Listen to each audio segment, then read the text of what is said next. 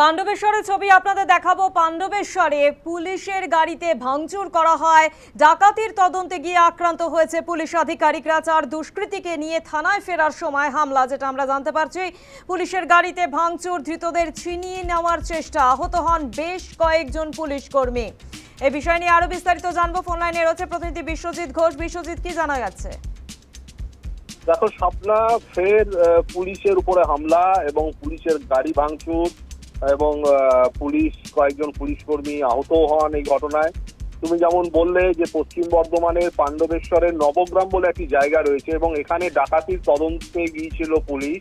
অন্ডাল থানার পুলিশ তদন্তে যায় এবং তারা যখন 4 দুষ্কৃতীকে গভীর রাতে তারা যখন ধরে নিয়ে আসছে, সেই সময়ে একাধিক মানুষজন তারা তাদের পথ আটকে দাঁড়ায় এবং তাদের উপরে চড়াও হয় এক প্রকার এবং ওই দুষ্কৃতীদের ছিনিয়ে নেওয়ার চেষ্টা করে। পুরো ঘটনাকে কেন্দ্র করে তীব্র উত্তেজনা তৈরি হয়, পুলিশের গাড়ি ভাঙচুর হয়, পুলিশকে মারধর করা হয় এবং তাতে কয়েকজন জখম হন।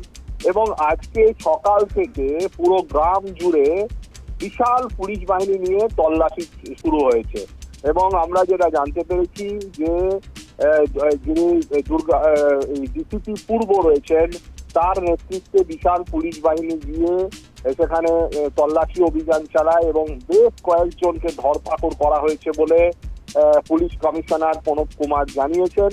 এবং যারা এই ঘটনায় দোষী বা যারা এই ঘটনা ঘটিয়েছে তাদের কাউকেই ছাড়া হবে না বলে হুঁশিয়ারি দিয়েছেন পুলিশ কমিশনার। এবং এই যে ঘটনা, তোমাকে বলে রাখি যে এই ঘটনার জেরে এখনো পর্যন্ত এলাকায় একটা চাপা উত্তেজনা রয়েছে। স্বপ্না, ধন্যবাদ বিশ্বজিৎ।